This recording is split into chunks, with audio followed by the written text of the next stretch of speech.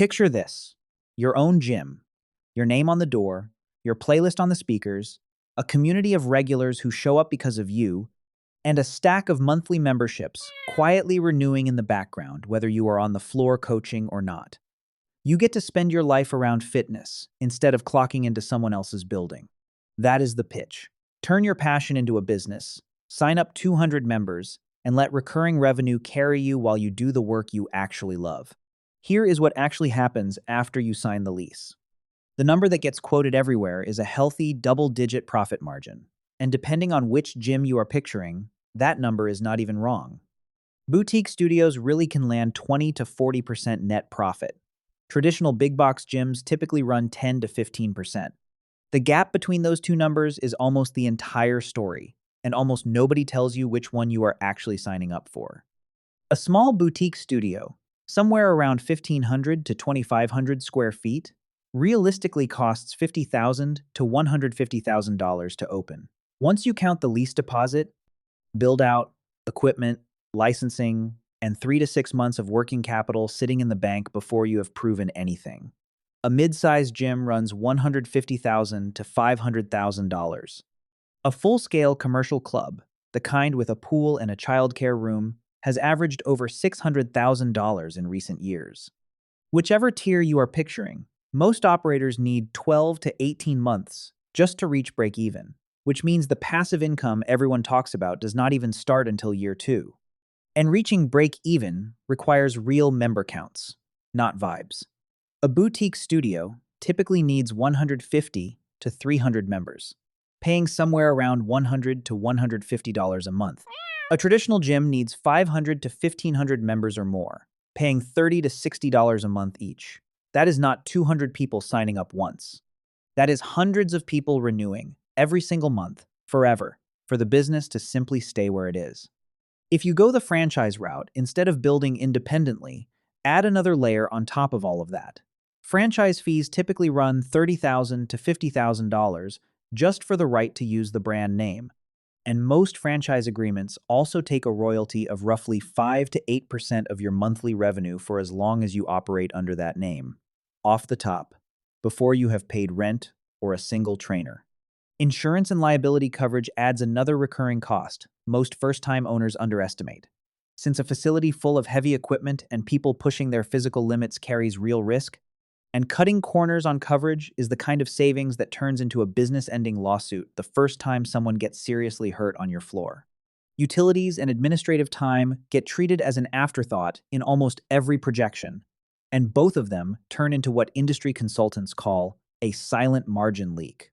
Heating and cooling a large open floor plan, running hot water for showers, and keeping the lights on for early morning and late night hours adds up to real money every single month.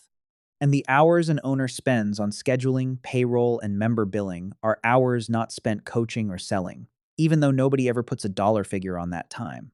Here is the part nobody mentions in the fantasy version. Members leave. Constantly. Half of all new gym members quit within the first 6 months.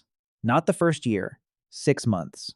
Industry data from one fitness studio owner puts the failure rate for fitness studios overall at around 81% within their first few years, which tells you this is not a fringe risk. It is closer to the default outcome. The math gets ugly fast. Say you have 400 members and a 10% monthly churn rate, which is normal, not catastrophic. That means 40 members cancel every single month, and you need 40 new signups just to stay exactly where you already were, not to grow, to stand still. This is what people in the industry call the leaky bucket, and it is the single biggest reason a gym with a full parking lot can still be losing money. The calendar makes this worse, not better. January brings a genuine surge of new resolution members walking through the door, and it feels like proof the business is working. But that same group is disproportionately likely to be gone by March, which means the month that looks the strongest on your sign-up sheet is often the same month quietly loading up next quarter's churn number. Owners who celebrate the January spike and never plan for the March drop-off end up surprised by the same seasonal pattern every single year. So now you understand why filling the room once is not the business. Filling it again, every month, forever, is the business. And chasing new members to plug that leak is expensive. Acquiring a brand new member typically costs 5 to 25 times more than keeping a current one happy. Every dollar you spend on ads to replace someone who quietly canceled is a dollar that never would have needed spending if that member had simply stayed. Meanwhile, your fixed costs do not care about your churn rate. Rent and payroll keep landing on the same day every month, whether you have 300 members or 240. Gyms that rely on membership fees alone for 80% or more of their revenue are, in the words of one industry consultant, running an expensive hobby that might occasionally pay the bills, not an actual business. The rent is fixed. The payroll is fixed. The only thing moving is how many people are still walking through the door, and that number moves against you by default. Neglected equipment quietly accelerates all of it. Skip a structured maintenance schedule to save cash in a slow month, and a broken squat rack or a dead treadmill does not just sit there unused. It becomes the exact reason a member who is already on the fence decides this is not the gym worth paying for anymore. The repair bill you postponed shows up later anyway, except now it arrives alongside a lower member count instead of a higher one. Staff churn compounds the same way member churn does. A gym running lean on payroll often loses its best trainers to a competitor offering better hours or a cleaner facility, and every member who booked sessions specifically with that trainer is now a cancellation risk too, on top of the cost of hiring and training a replacement. One thin margin, spread across rent, payroll, member churn, and staff churn all at once, is exactly how a gym, with a busy-looking floor, still ends the year in the red. So what do the gym owners who actually make real money do differently? First, they stop treating membership fees as the whole business. The gyms hitting 30% or higher net margin layer personal training, small group coaching, nutrition coaching, recovery services, and retail on top of the base membership, instead of relying on one thin revenue stream to cover rent, payroll, and everything else. Second, they price their time by demand, not by habit. Around 60% of personal training revenue happens in two narrow windows, 6 to 8 in the morning and 5 to 7 in the evening. The smartest owners price those slots at a premium instead of charging the same rate around the clock for time slots that are not equally valuable. Third, they treat retail as real margin, not a courtesy rack by the front desk. Supplements typically carry a 40 to 60% markup, apparel and accessories run 100 to 150%, and a gym that ignores that shelf space is leaving margin sitting in a box in the back room. Fourth, and most important, they obsess over retention the way most owners obsess over new signups.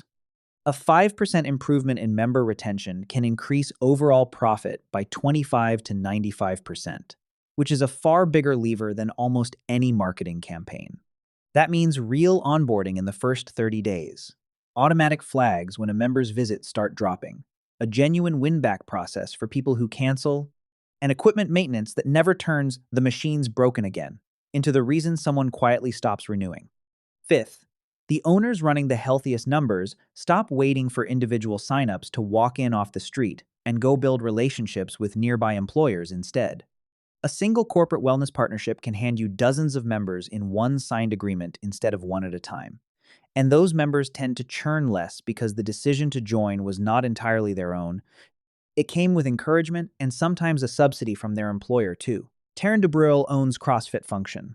8 years into running it, she was $50,000 in debt and had not been paying herself.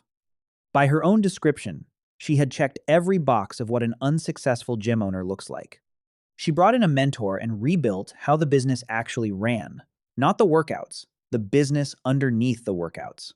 She has since described it as following the new process to the letter, the same discipline she asked of her own members, just aimed at pricing, retention, and cash flow, instead of squats and pull-ups.